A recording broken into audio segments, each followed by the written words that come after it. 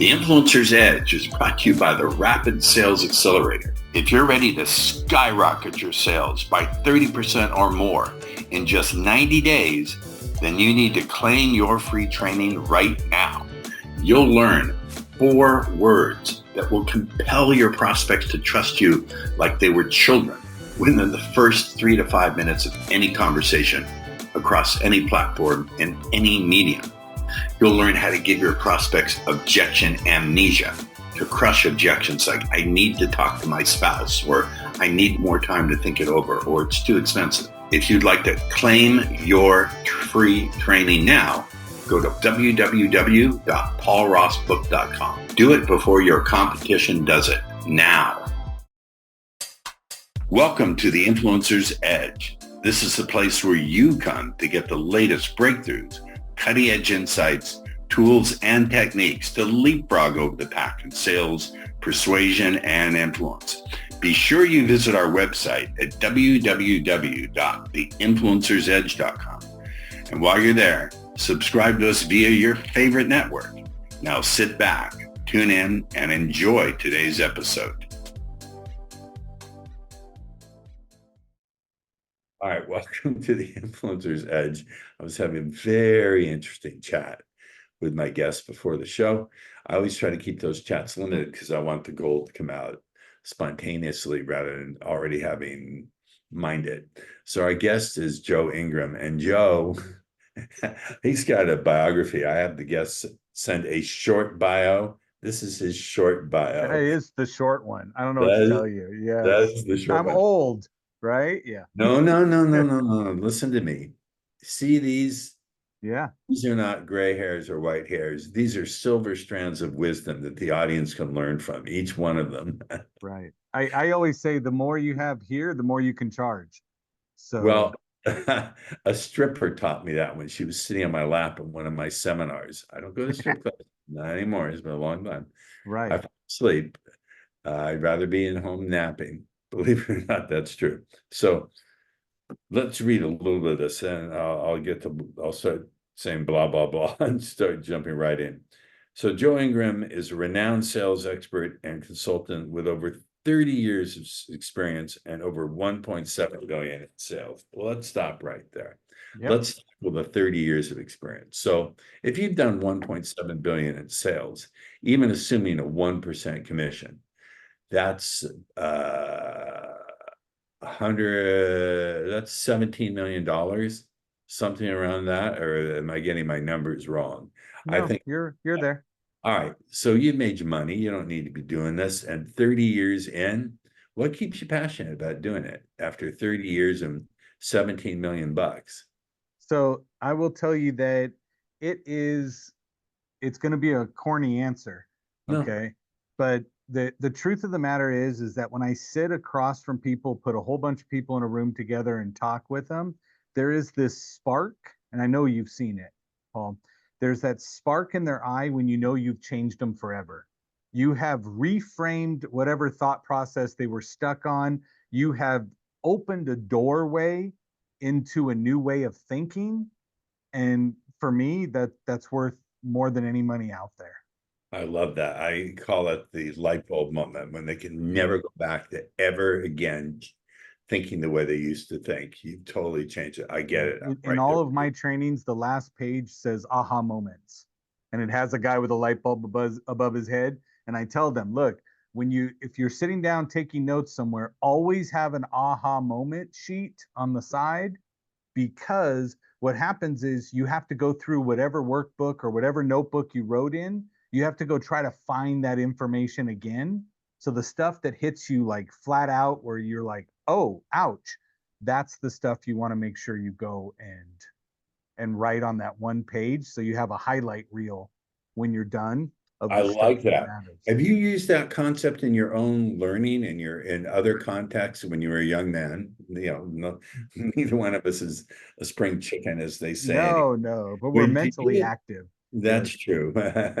So what I taught myself on doing this, because it was trial and error, right? Because I would grab a physical book and read the book, and then I'd scribble in the margins and I'd highlight and underline it. And then I always try once a year to go back and read certain books again that meant a lot to me.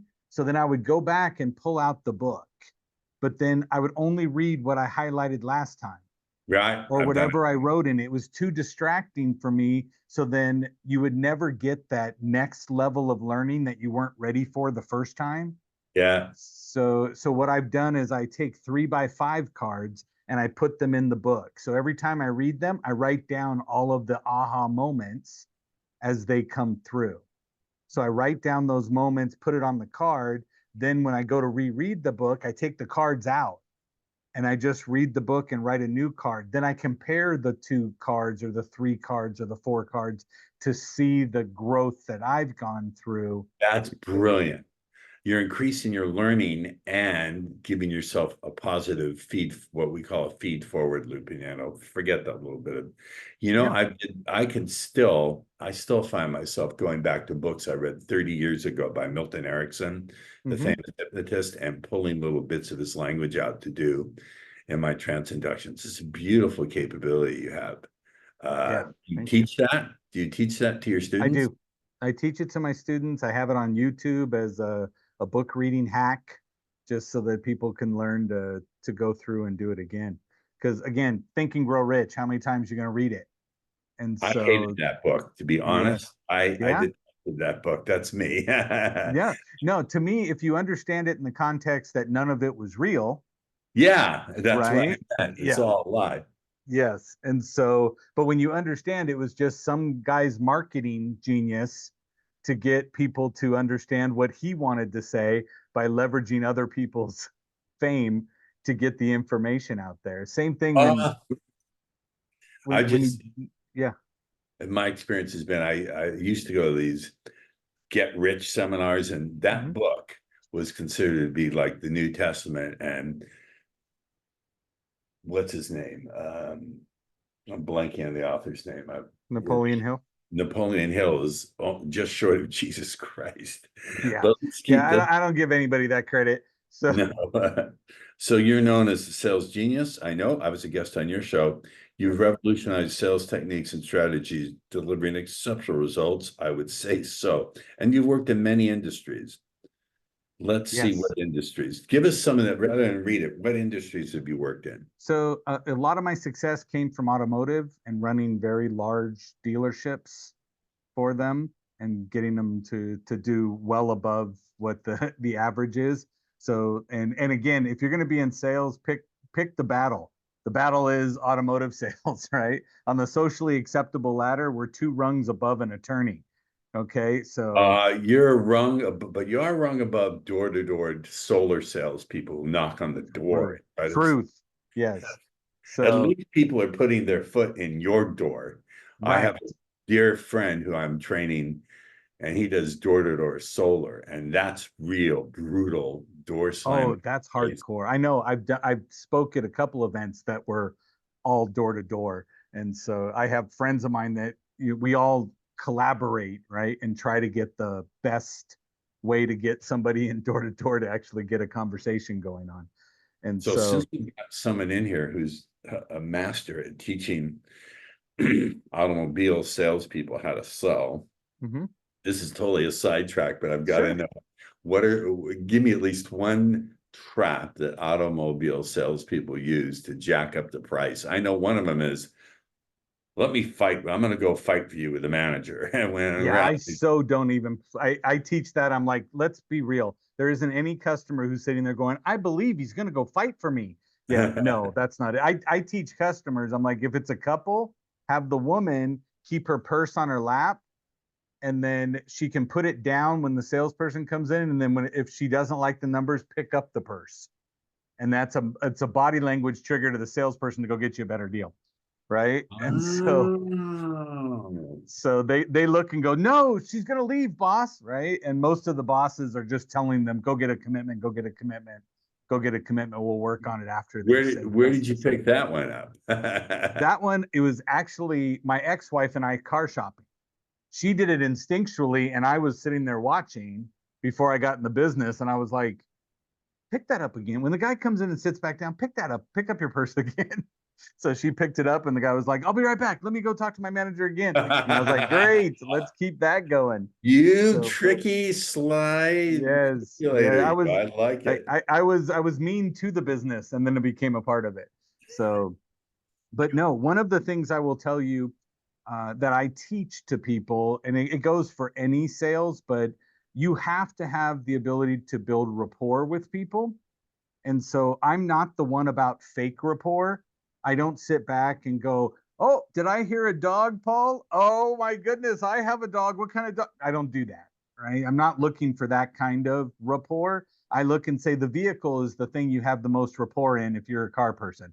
Talk about the car that they came in to look at and build your rapport off the similarities of things you like within the vehicle.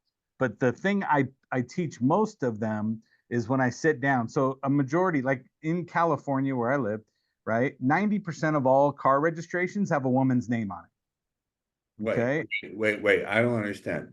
Are you saying 90? How many? What percent? 90% of all car registrations have a woman's name on it. How could are you saying that doesn't make any sense because there's just as So many men it, who own cars as women. correct, but married men aren't buying it in only their name, right? Single men buy a car in their name, single women buy a car in their name, but married has both names on it. Right. So Okay. when you look at it, if you decide you're only selling to guys, you're leaving a lot of people off the table, Right. right? And so who do you have to have on your side when it's a married couple?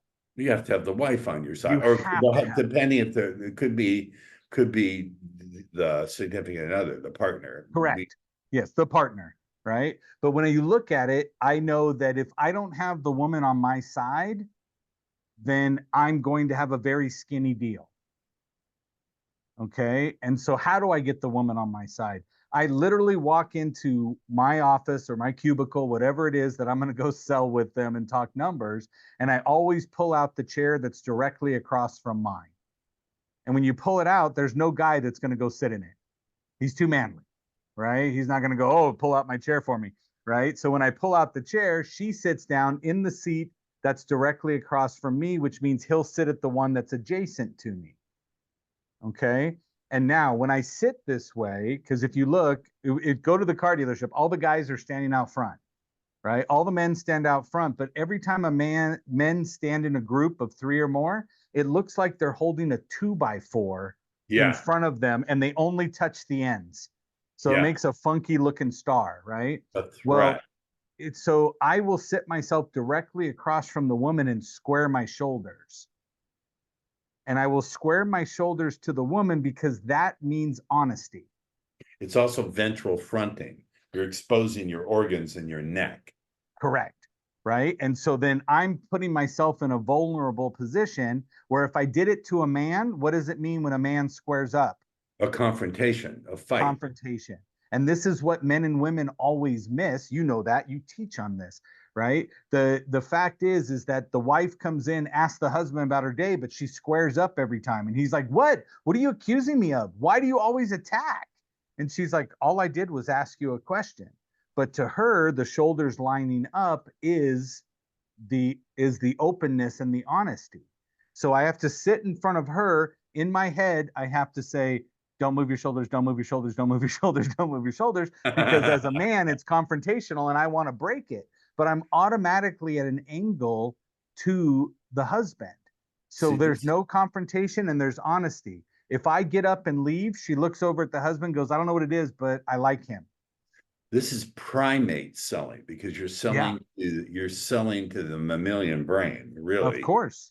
Yeah. Right. And again, who's going to tell you? Most people won't even know this because it's so ingrained and so underneath it all. Right. Nobody's making these conscious decisions. So I bring that up and sit down. Now I have the ability to negotiate. And as long as I keep my shoulders squared, she knows that I'm being truthful, whether Love you are or not. well, not for me to say. I love this, and I want to get on to the rest of your career, but this is what makes it interesting for me. And I also know The other thing they try to do is, let's send you up to finance. And then the finance guy is the one who hits you with a warranty and the extended this and the extended that. Is that true that that's where the dealerships make their money, not on selling the cars? The margins on the cars are quite narrow. The margins have been reduced significantly by the manufacturers.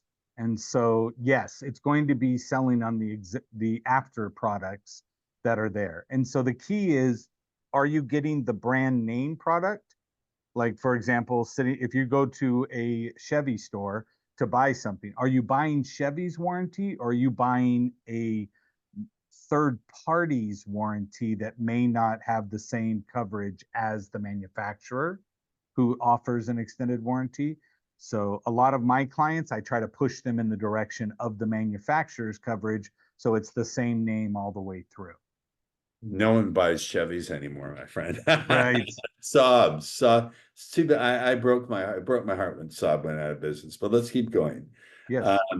With your proven strategies, exceptional industry knowledge, as you just demonstrated, and an unwavering commitment to excellence, you unlock the full potential of sales teams and drives unprecedented success. You also include, this is very interesting. What I like here is you've also worked real estate, mortgage, software sales, moving companies. You do not niche, which I love. Everyone says the riches are in the niches, but that's not always true. When you have a skill like yours, why turn down someone who's going to offer you a $10 million contract because you're not in their niche? Right. I agreed. And again, my success came through, like, I made a lot of success with criminal defense, selling for criminal defense. Whoa. So we have a guy here in San Diego. What's his name? Call his phone number is 888-888-8888. He's got it wired. I forget his name.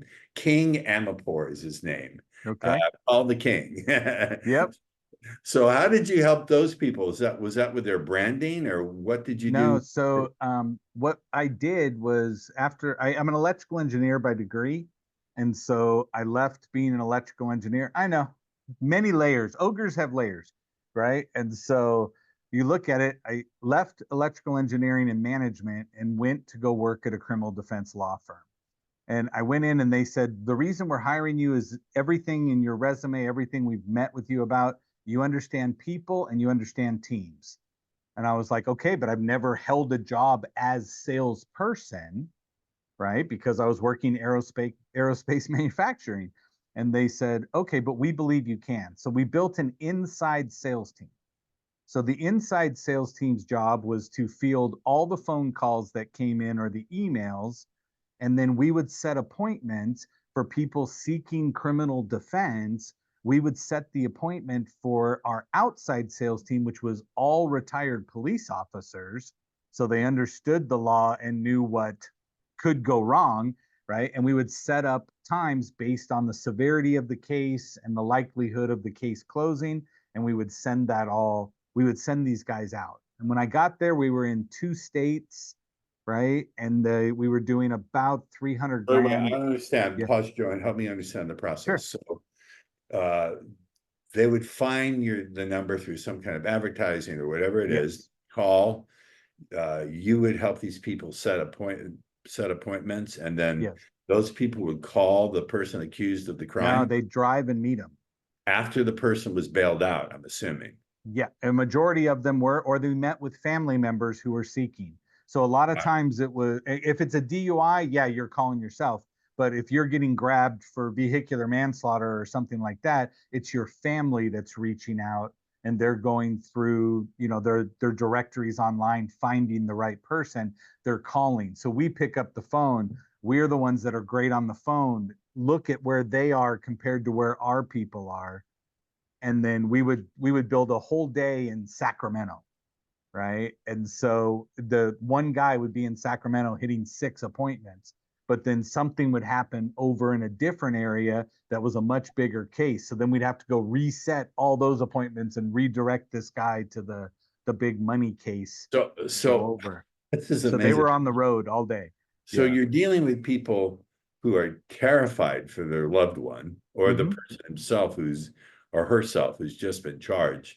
Yeah. So what did you create that's distinctive that allowed your boss, your client, the attorney, the law firm, what did you create so that they could say, we're better, we're the better fit for you? So What so did you we come up? built all of the, like, again, trending case analysis, what you were looking at. So if you look, a lot of times in criminal, it gets pled out, right? Yeah, You plead down to certain. So when you go and somebody calls in and goes, "Hi, I need help," and we're like, "Fantastic, because you call us because we have a 97% win plea ratio, right, with all of our clients?" And the customer would be like, "You 97%?" We're like, "Yeah, that's a success rate, right, that we're talking about." And the customer's like, "Oh my goodness, so now I sound better than everybody else who goes, 'Hey, this is Betty, Bob's assistant. What do you need?'" And yeah. then we'd say, "Look, the best way to help you is to get all the information together. Can you put everything together, and we'll have one of our associates come out and meet with you to discuss your options and what we can put together." Yeah, and that's a So, convenience because normally they have to go in to the right. attorney and have So the meeting. I'm sending out a person who knows what's the wrong side of the equation, right? He literally knows that side because he used to do the arresting, right? And speaking in court. So he would go show up and he would be there talking to you, and they'd go, "Well, what's the worst case scenario?" And he's like, "Well, I know that like the back of my hand." And so he could This is explain it, fucking genius. and then they would sign the retainer. They would call us in the office. We would process credit cards or wire transfers for their loved ones, and then assign an attorney. And so after 6 months, I had them in 9 states from the two they were operating in. Had them at 9 states, $1 million a month.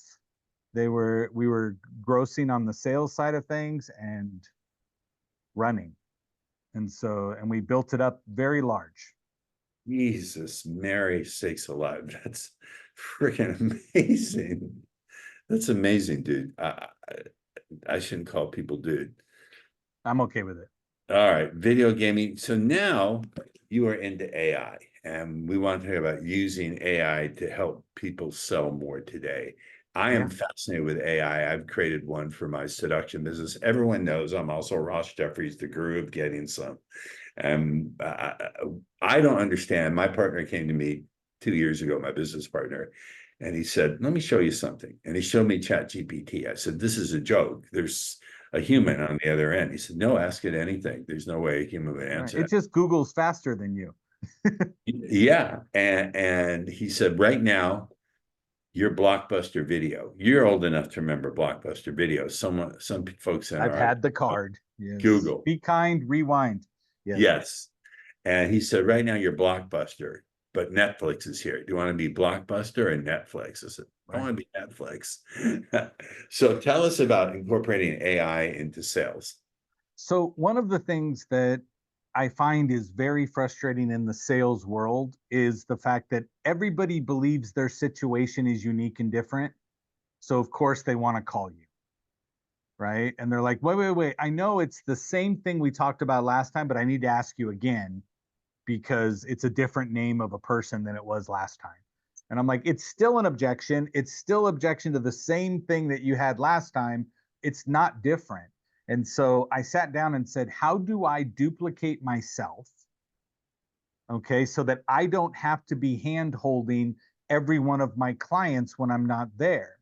Amen. So I went in and I played with Chat GPT from the second they released it, right? And then I had a friend of mine who did the sales train as well, but on the East Coast. So he and I would sit down. I'm like, "Okay, here, I just emailed you the prompt. Type this in on your side." And he'd type it in. So we were testing it, got the same answer.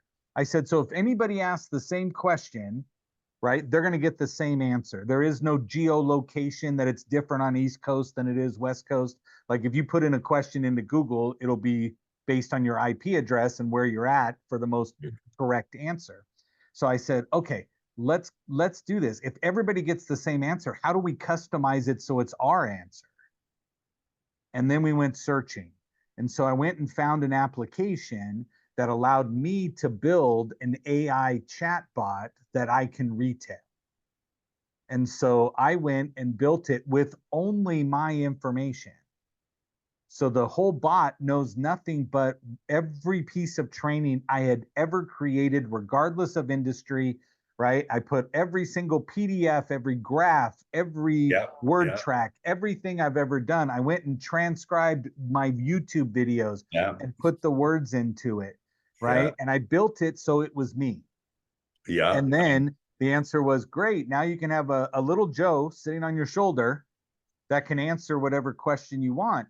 And so I put it out there to my clients that I currently am working with. I'm like, look, here's the thing. You know how a customer emails you and asks you a question and you're like, where did that come from? How am I supposed to answer that? That's normally when you would say, let me call Joe and ask him. And I say, but when you call me, you don't go price objection, right? So I need you to be smarter than just giving me, because I'll go, what price object? What, I'll have to ask you questions. So tell me, customers asking about this software package is looking for a discount over this percentage, blah, blah, blah. How do I overcome this? And I go, then I give you the right coaching and say, okay, answer back to the person, use this, this, and this, say this. And they're like, okay, I go, now do the same thing. So go type into this, and I give them access to the web portal, and they go in with their key, and it unlocks it for them. So they go in and they type in, customer asked me for a discount on this exceeding this amount, blah, blah, blah, hits the button, and the answer comes back as Joe. They copy, paste it into their CRM and go. Because one of the things that I think is the biggest disconnect right now is everybody thinks AI is the silver bullet.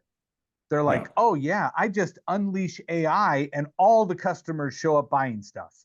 And no, you're like, no, stop it. You need to incorporate human beings. Why? Because when the computer goes down, what's your staff going to do? Nothing, right? Because they didn't know anything. My way, I call them AI trainers.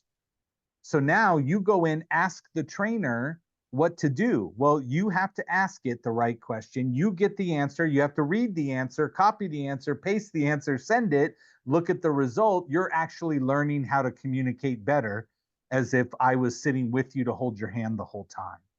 yeah, you still have to be able to measure your results. If you're too lazy to measure your results, the Yeah. AI, well, sooner or later, they have some. I was reading in Scientific American, look at me brag, Yeah. about something called AI agents. I don't know if you've heard of AI Yeah. agents or not, Yeah. which, That's just an AI that's been given an identity.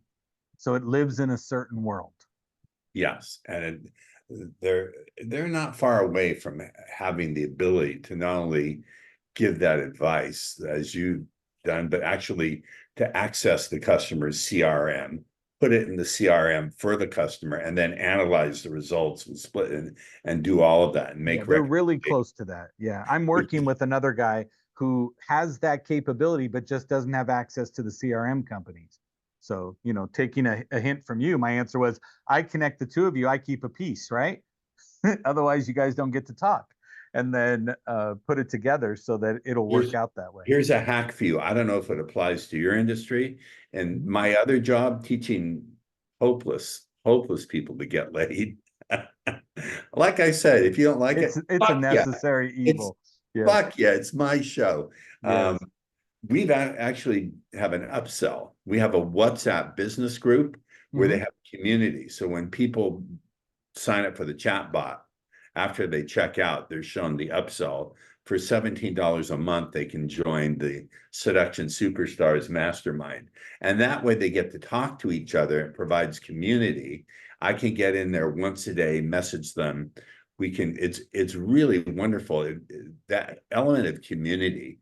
Hmm. In your case, I don't think it would apply, but I think in our case, it's really helping My tremendously. my bump is that I allow my clients to get them access to my Sales Genius podcast, but the live show, as opposed to waiting for it to come out. So I allow Oh, them to join in the community. And so for the company, I tell them, hey, I'll give you 10 seats for $400 a month. And those 10 seats allows your team, any one of them, and I don't care if it's one manager who plays it for the whole team, right? I'm okay with that. I just want you to get them in there. They can ask real-time questions of me or the guest. So when you were on my show, I had VIPs on the screen that have paid to be on the screen so that they can ask Paul Ross a question. Well, I'm sure they flooded in. Of course, of course. Did they? Yeah. Well, again, so while we're talking, I have people texting me because they don't have access to see it unless they're in the group. And so they're texting me going, ask him this. That's where my questions come from. I have 3 that AI writes me for every guest, right? I input the bio and then I have ChatGPT create a familiarized introduction and 3 thought-provoking questions. So that way I'm ready. So then I already have a question to kick us off before I turn the show over to you. Because just like you, the answer is my guests should do more talking and I'll do the directing. Have you found there's some, how can I put this? Let me give you an analogy if I can. I've been in direct response marketing for over 30 years, and I learned from Dan Kennedy and Gary Halbert. You know who Dan Kennedy is? I do know Dan Kennedy. Yep. Okay. I remember I went to a seminar. It was a seminar, and we were discussing internet marketing. This was 1990, 1991, Yep. something. And one guy got up there and said, I advise caution. This is looking to me like a fad, and it's going to pass. So do not invest too much of your time and money into this. It will pass. And I remember thinking, really? Will it? I don't know. Right. So, but we all have to thank Al Gore for making it. Oh, yes, we do. Al Gore. Thank you, Al Gore. Al Gore, let's go to Congress. Yeah. So do you have people who are potential clients who are technophobic? They just think they're afraid to touch it, or do they get it? Are you only dealing with early adapters and people who like the cutting edge? So no, so because of how we operate, we do the group training, right? Which is the one that ends up becoming the episodes of the Sales Genius podcast later on, a couple months later. So we do group training for those that just want to send people virtually to a group, but a majority of our training is done in company. So we will go in, reassess the process flows, right? So because I've had so much success in automotive, I always say there's a road to the sale, but your company has built potholes into it. And it's my job to come in and fill in the potholes because somebody put a policy in because they didn't like so-and-so in sales and told them, no, they have to do this, and built something around them that you need to stand on your head at the front of the office door, right? Light a candle before you're allowed to, finance something. That's funny that you're removing you're filling in the potholes. I love that metaphor. They cannot get that metaphor out of their mind. Right. Once you say that, they're going to have the visual image in their mind of a pothole and associate it with flat tires, which is part of the metaphor of selling automobiles. I don't know if you recognize there are 3 layers of metaphor there. Are you aware of that? Yeah, absolutely. And of course, there's also usually damage to the body of the car after you've got a flat tire too. So we're hurting everything. I love that because someone in management didn't like someone in sales. They created this process that is actually a pothole. That's genius. Yeah. This, ladies and gentlemen, that is a genius. That's not gold. That's diamond. That's polished, brilliant cut diamond. You are a clever. I'll take it. Well, wait. So I'm interested. Do you think that you would have been as successful as you are today had you not had that training in systems that an electrical engineer has to have? If you had been a liberal arts major, could you have been as successful as you are today? No. And again, because I believe everything is a system, right? And I look, and that's the way my brain works. But I was always too loud of an engineer. So my personality was greater and more out there than an engineer typically is, right? But I do have a pen with me and I keep it in my pocket, but that's also sales too, right? And so when you look at it, most people, and when I got into the car business from the criminal defense firm, when I went to the automobile business, I went to go work for AutoNation, which is corporate. Okay. And there are lots of processes, lots of procedures. Well, 2 careers before that, I worked aerospace manufacturing, which was government. Did you have a security clearance? I did top level security clearance. Was it So secure compartmentalized information? Or yes. so Yeah. you have to do things in a skiff? Yeah. Ooh, so you were So, working on like and they stealth? told me I will be monitored for the rest of my life, Really? right? So To you make sure. And I'm like, why? All this stuff's so old. Nobody's doing it anymore. But okay, do what you want. so you were I'm working, live on YouTube once a week. If I'm I if know I'm what you messing were up, you'll working on. find it. So Yeah. you were working on things like stealth and that sort I of work stuff. I worked satellites. And So you were I working worked for the satellites, national, frequencies, so components. National Reconnaissance Office, which Yeah. was not, they didn't even reveal that existed until like 30 years after it was established. You did stuff for the NRO. Yes, but not knowing, because Yeah, the company had us all, but everything is compartmentalized, so you don't realize what goes with right, what doesn't. right. But I ran 2 manufacturing divisions for them at the age of 21. And you also worked on the crashed alien spacecraft, but you Of can't talk about course, that or yes, you'll, of course. But they told me not to say anything about, yeah, we yeah. nicknamed them Billy, Gene, right? And Bubba. But they were, Billy, Jean, and Bubba were the names yeah, of the aliens. of the aliens. That's what we named them when they landed. So just for our own sake of making it easy. So So, but the engineering taught you to think in systems, and without that, you couldn't have created these systems and correct. all these. So, actually, that 1.7 billion in sales could not have been possible had you not been an engineer. Correct. Yeah. Has anyone Because ever I done that dot for you systematize before? everything. Has anyone ever connected that dot for you before? I've known it, but you saying it out loud just helps me to reiterate it. But yes. I'm So just I've always known, if it surprised. wasn't for the system, and I tell everybody all the time, I'm like, it's systems. Even when you get a bad result, it's because of your system. You need to do that. I've always thought in that path to say, okay, let's go back. Because I believe, right, if you look at it, we will build our own internal speed bumps as well as the potholes That's as we go brilliant. And into it. I think that applies psychologically in your Mhm. life and all areas of your life. Where's your speed bump? That Yeah, would make a great book title. I Where's your speed agree. bump? I already wrote it down. Oh, oh I'm, fuck, I I'm, wanted to I'm co-write already it. buying the URL right now as we speak. Oh, Yes, fucker, fucker. I wanted to co-write a book with you, man. I we wanted definitely can do that. Yes. we needed to, I want to, where's your speed bump? Because I know about hypnosis and the unconscious mind. That's my Yep. jam. And I've been helping 30, 40-year-old virgins get over their virginity speed bump for 30 years. Let's be real. That is a pothole. Okay, That, it's not a no, that's speed bump. not a pothole. That's a Yeah, sinkhole. it's a parking garage, is what it is. You're That's trying a to drive over it. Yeah. That's a magma-filled sinkhole with some human shit in it. Dude, this has been today on the Influencer's Edge. My last guest was absolutely amazing too. This has been hit it out of the ballpark. You're on the roll then. Uh, Good job. and my last guest had my niece's book on her desk It's and amazing. displayed it. So we got some promotion for the family. I've loved having you on the show.